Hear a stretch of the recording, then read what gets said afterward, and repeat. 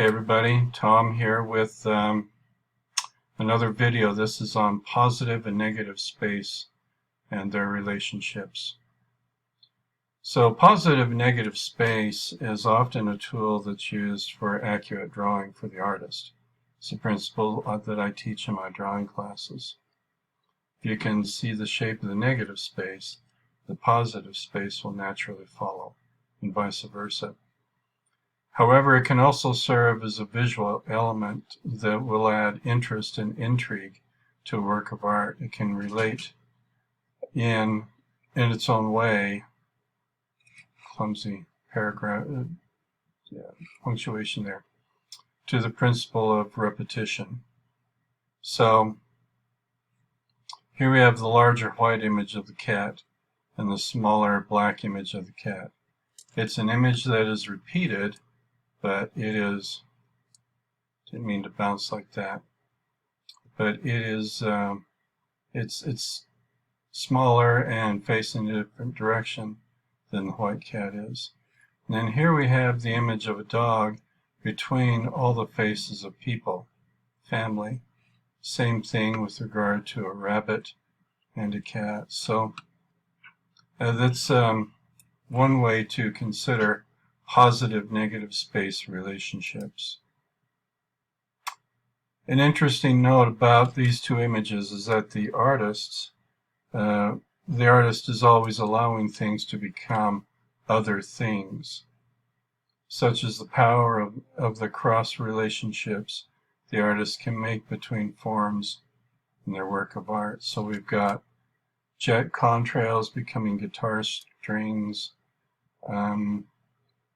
and so on and so forth. We have light becoming something the artist has painted or the workman has painted. So various ways of approaching that positive negative space relationship. In this image here, this is kind of more from the corporate logo world, where designers often make use of positive negative space relationships in the symbols that they use and they create. The power of implication is sometimes what I call it. That is the idea that the form of a person, place, or thing can be represented by what the other shape is not. There's something kind of philosophical about that idea. So here we have a white bear within a black bear, kind of like the black cat within the white cat. Here we've got the letter K, and we have looks like a parent bird feeding a baby bird. So what does the letter K stand for? I don't know, but it creates visual intrigue. So the integrity of the letter K is maintained while the shape, the white silhouette of the birds is put in. Then we have the wings here, and the wings feel like they're very symbolic, and yet within those wings is a sense of a bird of prey, like an eagle maybe. So positive negative space being used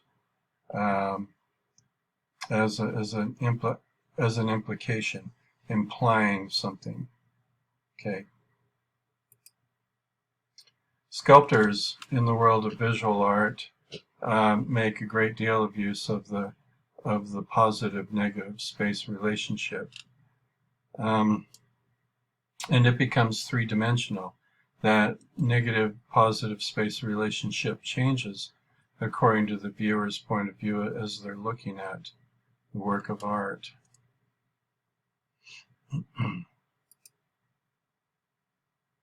So here in this watercolor, we have the use of positive negative space.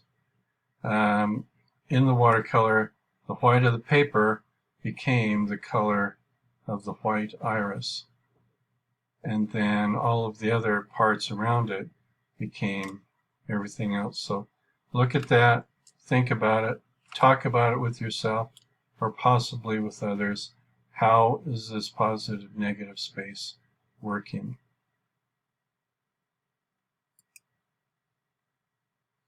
And again, we have the kitten here, the watercolor of the kitten. How is positive negative space working how do the two relate to each other in this piece.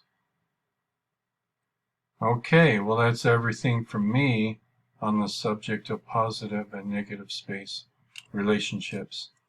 Thanks for listening. Take care, everybody.